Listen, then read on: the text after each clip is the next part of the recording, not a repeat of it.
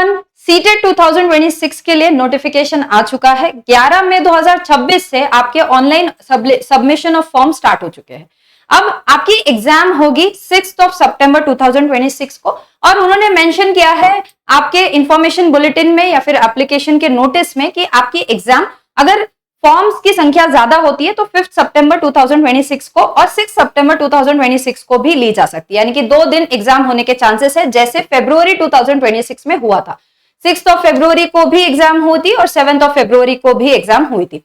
तो आप मानकर चलिए कि आपका पेपर 5 सितंबर 2026 को होगा। और उस हिसाब से हम आज की वीडियो में बात करेंगे कि सीटेट क्या है, सीटेट कौन दे सकता है, सीटेट के लिए एलिजिबिलिटी क्या है, सीटेट की इंपॉर्टेंस क्या है, सीटेट से आपको क्या मिलता है, सीटेट और टीईटी में क्या डिफरेंस है, तो सीटेट और हमारी महाराष्ट्र टीईटी है तो उसमें क्या डिफरेंस होता है या फिर वो क्या इंपॉर्टेंस रखती है। नेक्स्ट, सीटेट में कितने सब्जेक्ट होते हैं, कौन से इंपॉर्टेंट सब्जेक्ट होते हैं, उसके ऊपर बात करेंगे। और हमारी नेक्स्ट वीडियो में हम बात करेंगे कि इंफॉर्मेशन बुलेटिन होता है सीटेट के ऑफिशियल वेबसाइट के ऊपर, जिसमें बारीक सी बारीक डिटेल होती है। हम उसके ऊपर भी एक वीडियो ले लेंगे। उसके लिए आपको बने रहना है इग्नाइट एकेडमी के चैनल पर फॉर मोर अपडेट्स। ओके, तो सीटेट की एक बैच लॉन्च हो चुकी है इग्नाइट एकेडमी के ऐप पर। पेपर 1 एंड पेपर 2 की बैच है, लाइव प्लस रिकॉर्डेड बैच है। बैच स्टार्ट हो रही है 18 मई 2026 से। बैच का इंपॉर्टेंस ऐसा है कि आपको वहां पे टॉपिक के हिसाब से नोट्स मिलेंगे, डिटेल में मिलेंगे, लेक्चर पीपीटी नोट्स मिलेंगे, जो भी लेक्चर्स होंगे उसके पीपीटी नोट्स आप तक मिल जाएंगे। सीटेट होती है इंग्लिश और हिंदी में, तो हिंदी को जितना आसान करके हम बता सकते हैं आपको वहां पर उतनी आसानी से मिल जाएगा। टॉपिक अनुसार नोट्स असेल, विषय अनुसार संपूर्ण अभ्यासक्रमावर टेस्ट असेल। टेस्ट का इंपॉर्टेंस तो आप लोगों को पता ही है कि जितनी आप ज्यादा टेस्ट सॉल्व करोगे उतना ही आपको वो फायदेमंद रहेगा। अनलिमिटेड वॉच टाइम रहेगा, इसके लिए आपको इग्नाइट एकेडमी ऐप डाउनलोड करना है। वहां पे आपको कोर्सेस में ये बैच वहां पे शो हो जाएगी। वैलिडिटी बैच की 6 मंथ्स रहेगी। एडमिशन इसके ओपन है तो आप देख सकते हो। अब बात करते हैं कि ये जो सीटेट और टीईटी है या फिर सीटेट और जो स्टेट महाराष्ट्र टीईटी होती है उसमें क्या थोड़ा सा डिफरेंस है। जब आप केंद्रीय शिक्षक पात्रता परीक्षा देते हो, जो कि सीटेट है, सेंट्रल टीचर्स एलिजिबिलिटी टेस्ट, ये पूरे देश में क्या होती है, मान्य हो जाती है। अगर आप KVS, NVS, D, triple SB जैसे एग्जाम्स के लिए जाते हो तो वहां पे आपका ये जो सर्टिफिकेट है ये मान्य कर दिया जाता है। आपको सिर्फ एक एग्जाम देनी होती है, जो भी ऑफिशियल उनका नोटिफिकेशन आता है, और एक इंटरव्यू देना होता है। बट उसके लिए उनका जो एलिजिबिलिटी क्राइटेरिया होता है वो होता है सीटेट।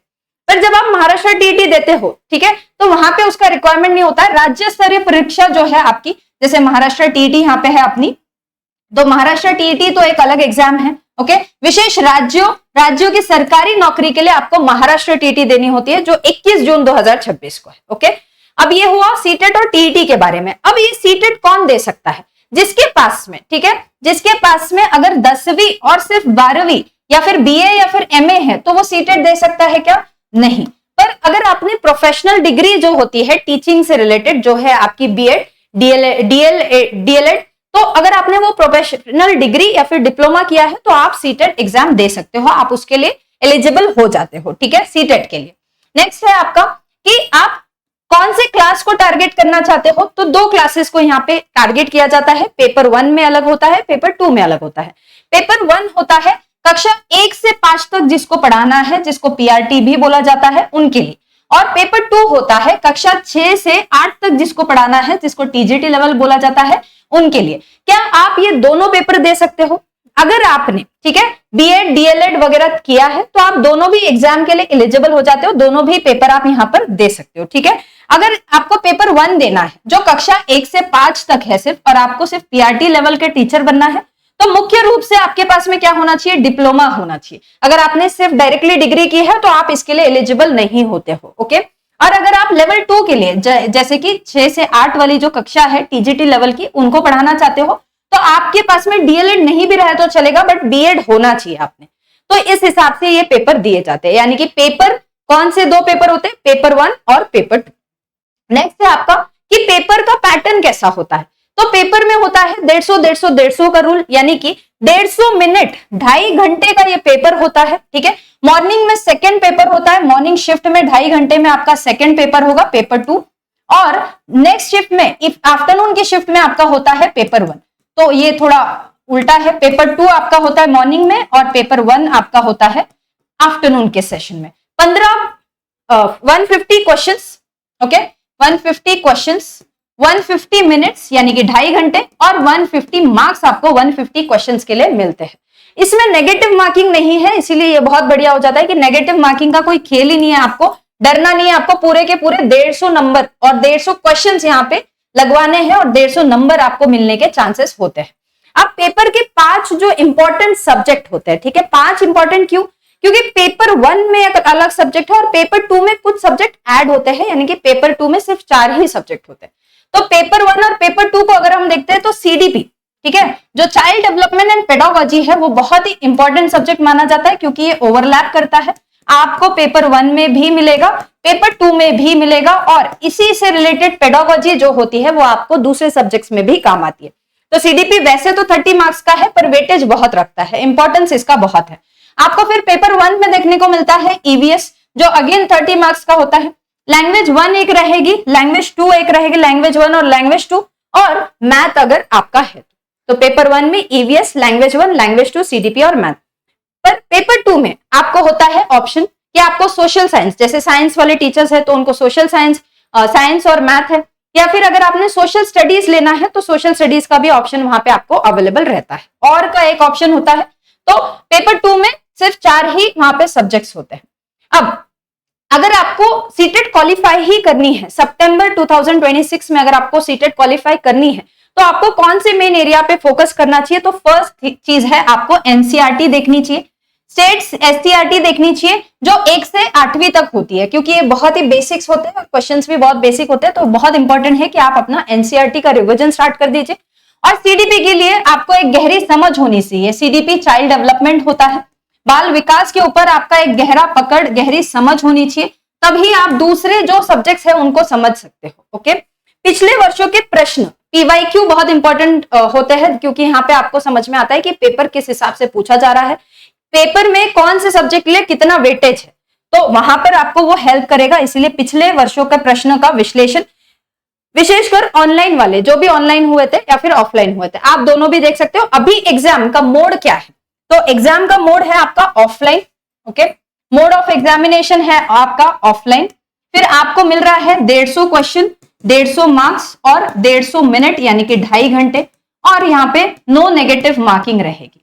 ये एग्जाम का आपका पैटर्न है। ओके, पेपर 2 हो रहा है आपका मॉर्निंग में और पेपर 1 हो रहा है आपका आफ्टरनून में, यानी कि एक ही दिन में आपके दोनों पेपर कंडक्ट किए जाते हैं। एक होता है मॉर्निंग में और थोड़े ही गैप के बाद में आपका होता है आफ्टरनून। ओके, और पेपर की डेट्स है, एक है 6 सितंबर, वो फाइनल है। अगर संख्या बढ़ती है तो आपका डेट चेंज हो सकता है, 5 सितंबर भी हो सकता है। तो 2 डेट उन्होंने, एक डेट टेंटेटिवली दी है और एक फिक्स दी है। ओके, तो इस हिसाब से आपको प्रिपरेशन करना है। अब सीटेट को क्वालिफाई करने के लिए कितने मार्क्स की ये होती है, कितने मार्क्स आपको चाहिए रहते हैं? 150 मार्क्स में से अगर आप 90 भी लेकर आते हो तो आप वहां पे सीटेट क्वालिफाई कर लेते हो। अगर आप जनरल कैटेगरी से बिलोंग करते हो तो 90, अगर आप रिजर्व कैटेगरी से बिलोंग करते हो तो 82। इतनी ही संख्या में आपको वहां पर मार्क्स लाने होते हैं। इसके आगे जो मार्क्स आते हैं वो कोई मायने नहीं रखते हैं, आप सीटेट के लिए क्वालिफाई हो जाते हो। क्वालिफिकेशन है सिर्फ 90 का, आपको वहां पे क्वालिफाई ही करना होता है। ओके, नेक्स्ट टीटी और ये जो सीटेट है अपना, सीटेट के बाद में क्या आपके करियर के रास्ते कैसे खुलते हैं? तो सरकारी जो नौकरियां होती है जैसे केवीएस है, एनवीएस है, अभी तो स्टेट में भी सीटेट का सर्टिफिकेट पूछा जा रहा है, DSSS है, तो एक और परीक्षा देनी है और इंटरव्यू होगा और फिर आपको वो एग्जाम का मतलब वो भी जो भी एग्जाम की फायदे होंगे वो वहां पे आपको हो जाएंगे। और यहाँ पे सरकारी नौकरियां, ठीक है, प्राइवेट और कॉन्ट्रैक्चुअल बेसिस पे अगर आपको जाना है तो वहां पर भी सीटेट का ये सर्टिफिकेट पूछा जाता है। ये सीटेट के सर्टिफिकेट का जो वैलिडिटी होता है वो कितना है? सीटेट सर्टिफिकेट आप एक बार पास हो जाते हो तो सर्टिफिकेट की वैलिडिटी होती है आपकी लाइफ टाइम, यानी कि एक बार आपको एग्जाम देनी है और लाइफ टाइम आप उसको यूज कर सकते हो, तो वैलिडिटी इसकी लाइफ टाइम है। ओके, ये याद रखिए कि वैलिडिटी इसका लाइफ टाइम रहेगा। इस प्रकार से अगर आपको सीटेट का, ठीक है, आपको प्रिपरेशन करना है और आप चाहते हो कि आप सरकारी टीचर बनो, सरकारी शिक्षक बनो, तो आपको पहले तो प्रोफेशनल डिग्री या डिप्लोमा करना है, डीएलएड या फिर बीएड करना है। उसके बाद में आपको स्टेट एग्जाम देनी है और एक सेंट्रल एग्जाम पास करनी है। सरकारी परीक्षा का कुछ इंटरव्यू होता है, वो पास करना है, तभी आप बन सकते हो आप एक सरकारी टीचर या फिर शिक्षक। ओके, तो इस प्रकार से सीटेट का जो है वो डिटेल्स हमने यहाँ पर देखी। नेक्स्ट वीडियो में हम बात करेंगे जो एग्जाम फॉर्म रिलेटेड नोटिफिकेशन जो आया है और फॉर्म्स कैसे भरने हैं, क्या क्या बारीक डिटेल्स होती है, तो उसी के लिए आपको इग्नाइट एकेडमी चैनल को सब्सक्राइब करना है for more updates on CTET. Thank you so much, bye bye.